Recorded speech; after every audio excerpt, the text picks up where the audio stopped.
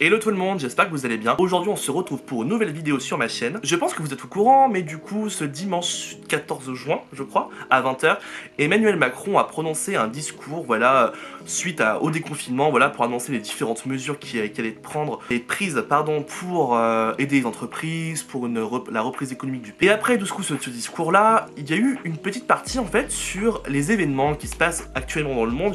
Je pense que vous êtes au courant, à propos du Black Lives Matter, la mort de George Floyd. Nous en France du coup on a l'affaire Adama Traoré qui est la plus médiatisée, et il a eu des mots assez évasifs sur ce qui se passe en France. Ça n'a pas vraiment été abordé. En tout cas, il a apporté son soutien à la police, ça c'est sûr. Et il a rappelé que la République n'effacera aucun nom ni aucune trace de son histoire. La France ne déboulonnera pas ses statuts. Alors, en ce qui concerne les statuts, ça fait référence du coup à des événements qui ont eu là depuis quelques semaines dans le monde, où de nombreuses statues sont détériorées, attaquées, voilà, par des manifestants. Donc je pense à Bristol, voilà, il y a la statue d'un marchand d'esclaves qui a été abattu et jeté dans le fleuve. On a aussi des statues de Christophe Colomb aux USA qui sont abattues, qui sont détériorées. On a eu aussi des statues du président pendant la période confédérée, voilà, de Jefferson Davis à Richmond. Donc on voit vraiment que là en ce moment il y a quand même beaucoup de statues qui sont prises à partie par des manifestants, qui sont détériorées, qui sont abîmées, qui sont, voilà, avec de la peinture et à coups de pierre, ou qui sont carrément abattues, voilà, avec des moyens, on va dire plutôt des moyens du bord. Voilà, c'est pas vraiment, il y a pas de camion grue qui viennent abattre les statues. Et le président français du coup est ferme là-dessus, la France ne déboulonnera pas de statues. Petite précision, j'ai fait des études de géographie, mais dans mon cursus j'ai eu pas mal de cours d'histoire. C'était quand même vraiment pas mal. Pendant un moment, c'est comme si c'était la moitié de mon cursus. J'ai eu aussi pas mal de cours de sociologie au cours de mon cursus, voilà, en licence et en master. Et j'ai pas la prétention en fait de connaître parfaitement tous ces sujets-là, mais par contre, c'est des sujets que j'ai vus quand même pas mal de fois en cours, que j'ai étudié en cours, j'ai lu des textes par rapport à ça. Et donc du coup, j'avais peut-être envie de donner mon avis, dont tout le monde se fout, peut-être, très certainement, ça voilà. Et donner en fait mon avis peut-être en fait sur tout ce qui se passe en ce moment, sur le déboulonnage des statues, et sur l'histoire et la mémoire qu'on en fait en France. Alors petit point historique, peut-être qu'il faut rappeler que le déboulonnage des statues,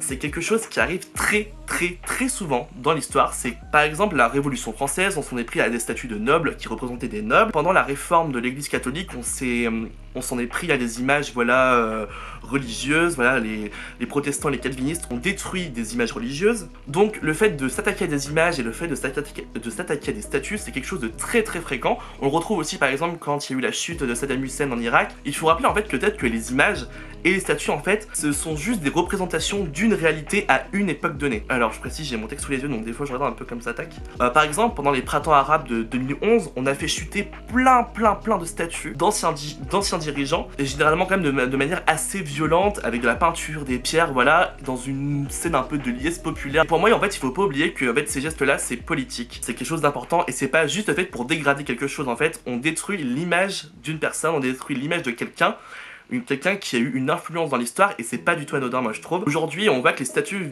visés dans les pays européens en fait s'attaquent souvent à des personnes qui ont eu un rôle important dans le passé esclavagiste, dans le passé colonial des pays. Et je pense qu'il y a une véritable volonté en fait d'une relecture de la part des manifestants, d'une relecture de l'histoire d'un pays, et cette relecture est critique en fait, où on se dit voilà, ces personnes-là ont fait ça, ça et ça.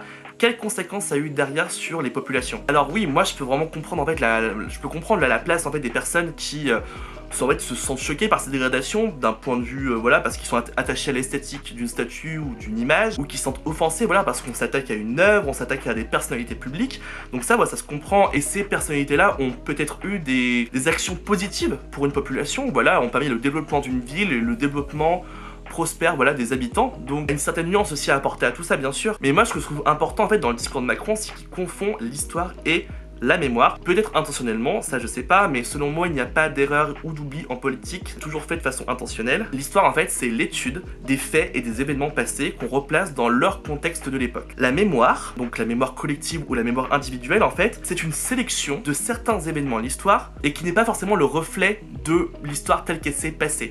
Quand je pense à l'histoire, ou quand je pense à la mémoire collective, en fait, c'est la sélection d'un groupe de personnes, voilà, de certains événements, et c'est pas le reflet des mémoires individuelles de chacun. Et toutes ces mémoires-là, en fait, vont donner une identité, vont traduire aussi la mémoire d'un pays, voilà, et tout ça va donner une certaine cohésion au groupe au final. Et cette mémoire, voilà, qui donne une véritable cohésion, qui donne une identité commune, généralement, elle se fait contre d'autres mémoires collectives. Donc, il n'y a pas une seule mémoire, il y a plusieurs mémoires qui dans un espace, voilà, évoluent et parfois se confrontent. Et elles se confrontent au moment, par exemple, où dans l'espace public, il y a une statue d'une personne qui a fait du commerce d'esclaves, par exemple. La mémoire, elle est sélective, c'est-à-dire qu'on prend seulement certains moments de l'histoire et ça reflète pas l'intégralité de l'histoire parce que l'histoire, elle est variée, elle est complexe et la mémoire, en fait, va seulement sélectionner et mettre en avant une partie des choses, voilà, parce qu'il y a un devoir de mémoire, peut-être, parce qu'il y a un droit à la mémoire aussi, voilà, on veut se souvenir de certaines choses. Et moi, je voudrais prendre l'exemple, en fait, de la France par rapport à la résistance lors de la Seconde Guerre mondiale. Cette résistance, en fait, elle est multiple, c'est-à-dire qu'il n'y a pas une seule résistance française, il y a plusieurs résistances françaises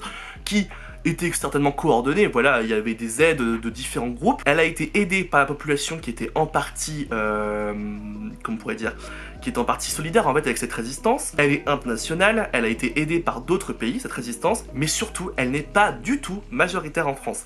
C'est-à-dire que seulement 2 à 3% de la population a fait partie de la résistance. Il y a ce qu'on appelle le syndrome de Vichy. Je vous mettrai un lien dans les commentaires en description, voilà, avec les différentes sources et tout. Il y a ce qu'on appelle le syndrome de Vichy, et en fait, c'est l'image d'une France résistante, et que toute la France a été résistante, voilà, pour combattre l'ennemi allemand, pour combattre l'ennemi nazi. Et en fait, dans les années 70 et 80, les différents travaux d'historiens, de sociologues et tout, ont montré qu'en fait, c'était pas du tout la réalité.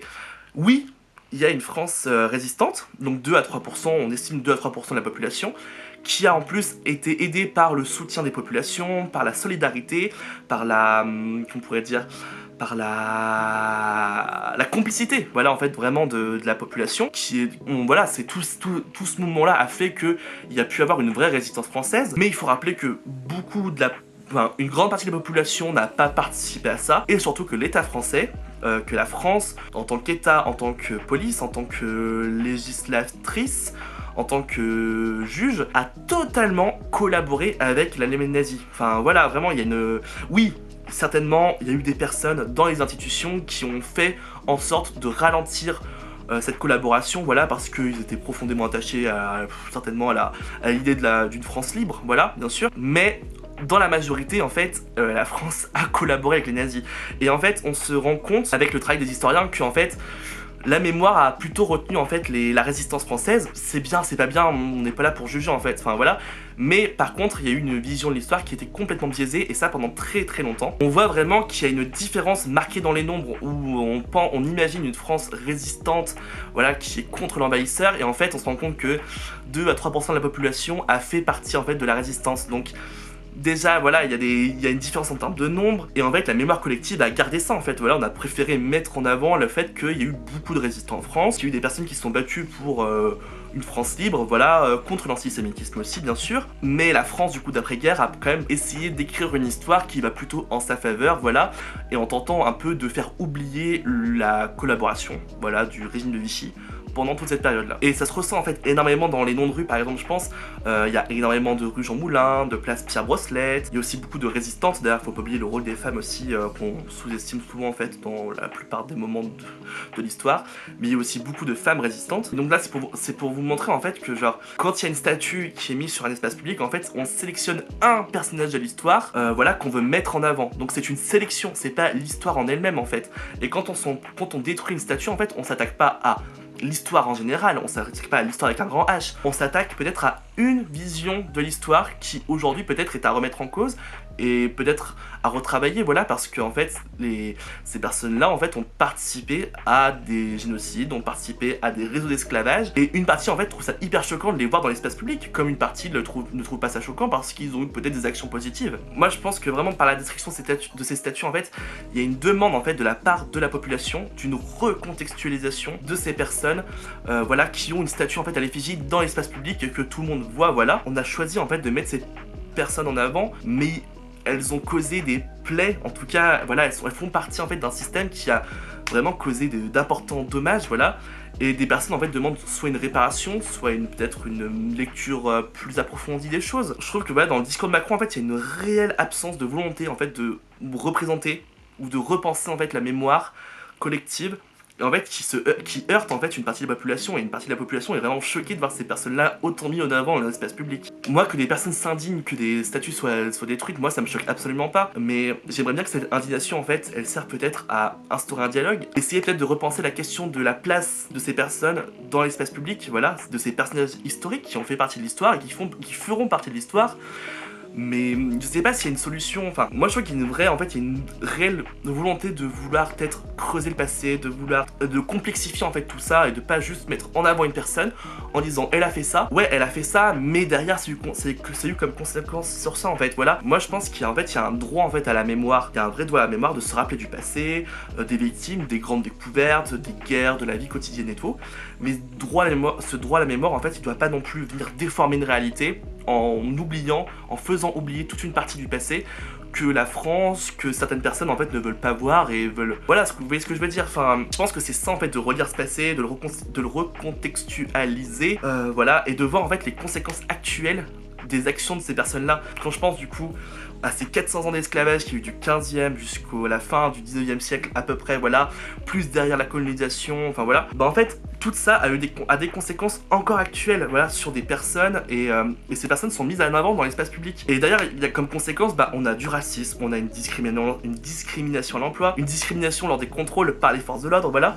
Et en fait tout ça en fait c'est des faits sociaux, enfin je veux dire en fait ce sont des phénomènes, donc là c'est la définition d'un fait social comme le dirait Durkheim, ce sont des phénomènes fréquents qui sont tellement fréquents qu'ils sont qualifiés de collectifs et qui vont au-delà des actes individuels, c'est-à-dire que très bien vous n'avez pas réduit en esclavage une partie de la population, très bien, vous individuellement, très bien, mais en fait le passé de la France bah, a quand même réduit en esclavage une partie de la population noire, et ça on peut pas l'oublier en fait, et ça a encore des conséquences aujourd'hui, et ces conséquences là elles vont au-dessus de vous. Peut-être que moi, vous, tout le monde, voilà, une partie de la population n'est pas raciste et exergue voilà, vraiment le racisme dans tout ce qu'il est, très bien, mais en fait on peut pas oublier que le racisme est un fait social et qui se traduit dans plein de situations, et malheureusement, individuellement, nous, on n'y peut rien, c'est le système qui fonctionne comme ça, c'est l'État qui fonctionne comme ça. La présence en fait de ces personnes-là dans l'espace public en est juste un exemple, enfin c'est juste une partie du problème, et peut-être que du coup ça c'est peut-être que c'est du coup la représentation d'une personne qui a favorisé le racisme encore actuel, et du coup on s'en prend à cette représentation là. Alors les solutions moi je les ai pas, moi j'en sais absolument rien. Est-ce qu'il faut une meilleure pédagogie? Est-ce que maintenant aujourd'hui on peut venir annoter les œuvres comme on a pu le faire maintenant aujourd'hui avec Autant n'emporte le vent, en disant que voilà ça a été produit dans tel contexte, que derrière bon ça représente une partie de la population, ça représente mal le racisme, enfin vous voyez par exemple voilà. Est-ce qu'il faut une réflexion autour de la mémoire collective? Moi j'en sais absolument rien, mais le truc c'est que genre c'est pas des actes en fait anodins, c'est des destructions de statues, c'est que ça a traduit un profond malaise d'une partie de la population. Et rester sourd face à ça, bah ça peut que créer des tensions, ça peut que attiser des tensions. Quand Emmanuel Macron parle de il ne déboulonnera pas les statues et qui ne parle pas du tout des violences policières et de ce qui se passe aujourd'hui dans le monde, et bah c'est voilà, c'est genre ça peut créer des tensions en niant ce problème-là, en faisant en sorte qu'il n'existe pas alors qu'il est totalement présent et qu'il a des conséquences réelles sur la vie des personnes. Voilà, moi je vais m'arrêter ici, cette vidéo est bien trop longue, j'espère que ça vous aura plu, voilà. Moi cette vidéo j'avais besoin de la faire je pense pour moi en fait, parce que genre, moi je me suis rendu compte que YouTube devient un peu une catharsis pour moi, genre, moi je balance tout ce que je pense, genre non mais en fait voilà, ça permet aussi de trier ce que je dis en fait, et de pas parler un peu à tout va, et peut-être de faire une réflexion et de réfléchir à ce que je dis, et de faire des recherches et tout, et au final de poser mes mots et de pas être dans l'énervement et peut-être dans la réponse immédiate. Je pense que ça me sert à ça aussi en partie, voilà. On dirait que je suis chez le psy. Voilà, j'espère que ça vous aura plu, voilà. N'hésitez pas à partager la vidéo autour de vous si elle vous a plu. Dites-moi dans les commentaires, voilà, si vous êtes d'accord, pas d'accord, enfin voilà. Moi je suis open pour en débattre et tout. Vive la France et vive le déconfinement, salut!